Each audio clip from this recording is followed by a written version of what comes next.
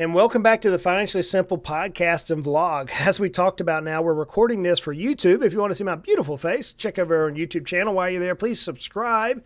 Let me know what you think. We got lots of little short videos over there as well.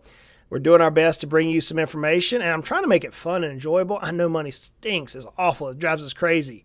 So I realize that. We're continuing our deep dive today in cash flow as part of discussion for business owners. Look, we're talking about our personal cash flow.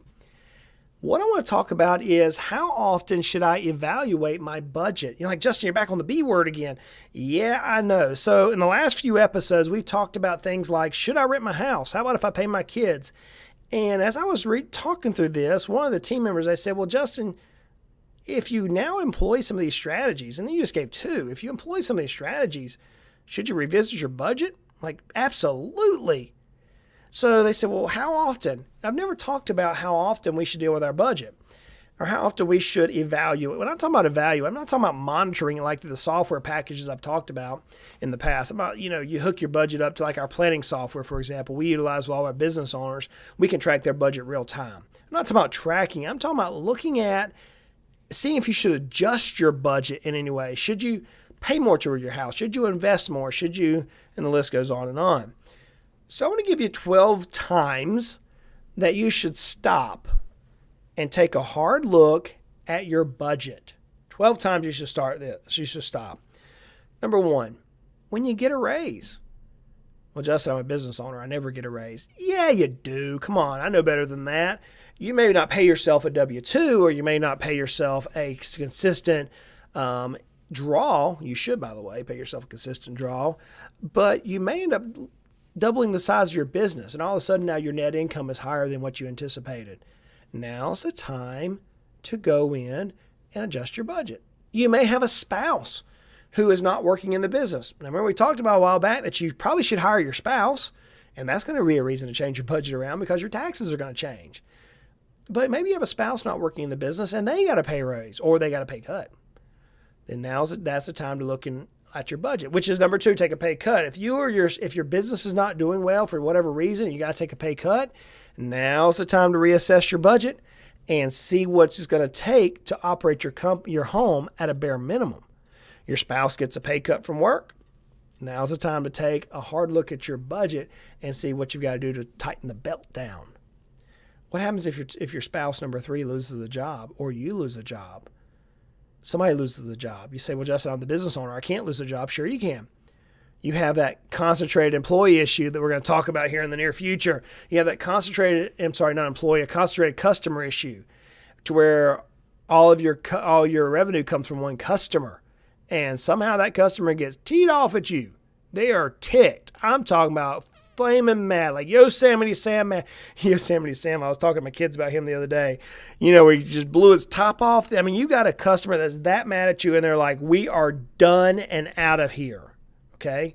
Whenever that happens, it's time to take a look at your budget. What happens if your emergency funds drop?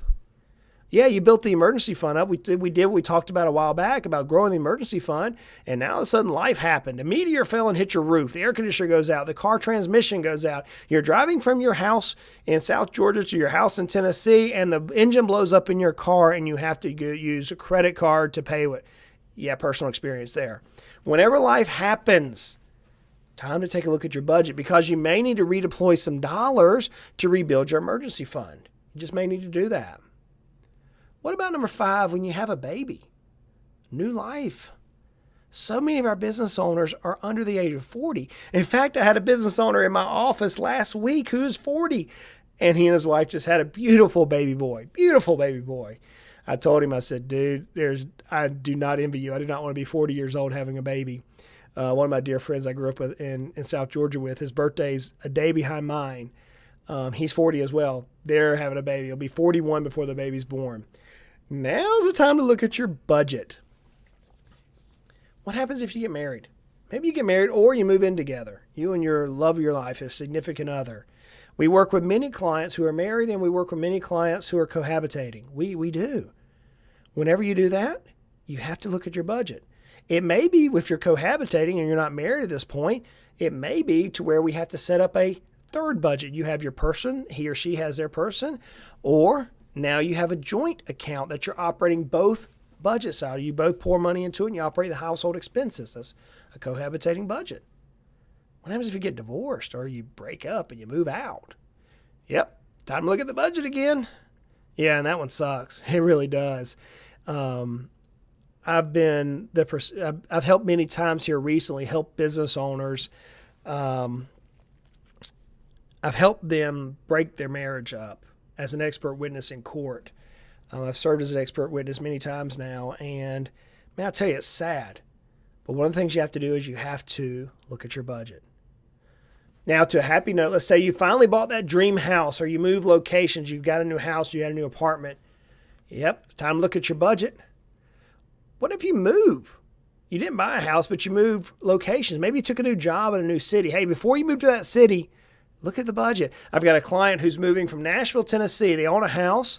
They're moving from Nashville to where they currently live, and now they're moving to Texas in about 9 months. We're already planning the cash flow for their Texas lifestyle. Very similar economics, a little different structure. As far as cash flow, a little bit different because of the way that the Nashville marketplace versus the Texan marketplace has grown the last little bit. But we're already planning out their budget 9 months ahead of time. What happens if you paid off your debt? Praise Jesus. You've been following my debt course. I know many of you have purchased the debt course and you're a business owner. And this isn't Dave Ramsey, guys. This is Dave Ramsey on steroids. We're trying to figure out how to get out of debt. And you want to get out of debt. You want to do it smart. You want to pull taxes into play. And you finally paid off your last debt. It is done. Sweet Jesus. Hallelujah. Time to look at the budget. Do you increase your lifestyle at this point? Do you not? Do you invest more? It depends on where you're at in life. And the budget is going to be paramount in helping you make that decision. After a major tragedy, I have a client who went through some of the hurricanes in Texas and the flooding in Texas. I have a client who's dealing with some flooded crops right now. We have lots of business owners who are all over the place. Sometimes life just happens. I have a very dear client of mine. I love her to death. I would do anything for this family. She lost her husband at a young age with 3 boys. Broke my heart. I still get just knowing the pain that she's gone through. We had to work on the budget. You have to. So when major tragedy hits, I know budgeting is the least thing from your mind, but you have to work on it. Whenever you receive an inheritance. This last year I received my inheritance from a very dear family member of mine. Passed away unexpectedly and left my brother, sister, and I a little bit of inheritance. We all had to take a time out and say, okay, what are we going to do with the money? What are we going to do with it? How does it affect our cash flow? One of the episodes we have coming up, we're actually going to deal with that. What do you do when you receive an inheritance? What do you do? We're going to talk about that in detail because that's part of cash flow. That's money coming into our life. Any of the 12 things I've just provided you are time to evaluate your budget. And what you're going to evaluate is simple. It's simple. You're going to make sure that you are paying down the right amount of debts and you're investing and you're keeping your cash flow at a minimum so you can maximize your tax planning. Taxes are the key. As I mentioned in the last episode, I was talking with a CPA in a joint meeting with a CPA tax attorney, myself, and a client. And the CPA made a comment that I've heard many times him say, and he said, the Internal Revenue Code is the number one resource for building wealth in our society today. The first time he said that to me, I thought he was smoking crack. But the more I've listened to him, I've realized he's accurate. He's accurate. So you want to create a budget and you want it to be tax sensitive. And if you're like, Justin, I don't have a clue how to even make a budget. Hey, reach out. This is what we do day in, day out. The budget is fundamental. I'll give you this last example and I'll shut up. The budget is fundamental for us. And here's, in a real life situation, we are working 5 clients that are new clients that came in last month, 5 clients through the personal financial planning section. So we took their entire lives, we put into our personal planning software. Our planner, Michael, is actually programming the software, and we're showing them their future. We're showing their future if they do some things. And in every single one of those cases, whenever we updated with the information they told us, which was on the budget, whenever we went through that, it came to be they were spending more money than they thought. All 5 cases. And these are individuals who are highly educated, many of them with 8 and 10-year degrees that are producing $200,000, $300,000, $400,000 in revenue to their person through their businesses. So these are successful business owners. And in every single case, they did not have a clue on what they were spending. And in every case, we had to modify the projections. And in every case, we're going to have to help them budget.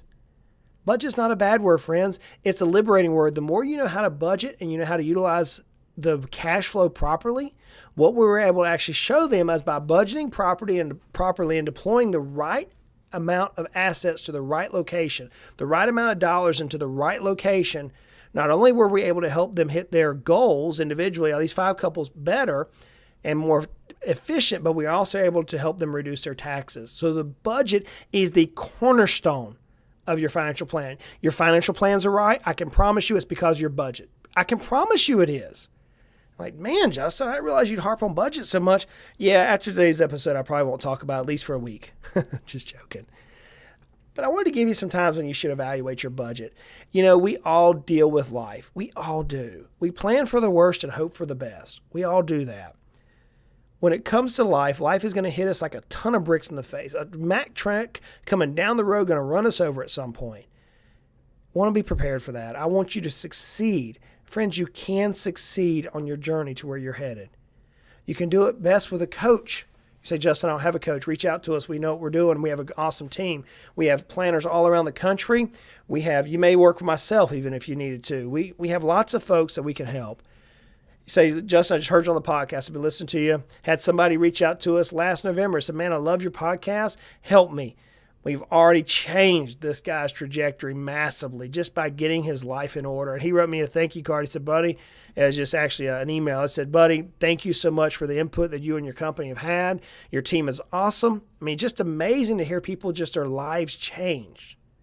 Friends, you can. The budget is the cornerstone of your finances. So I say it every week, life is hard, life is good, life can be frustrating. Money, budgets, they don't have to be. We're going to continue to make our lives at least financially simple. Y'all go out and create an awesome day today.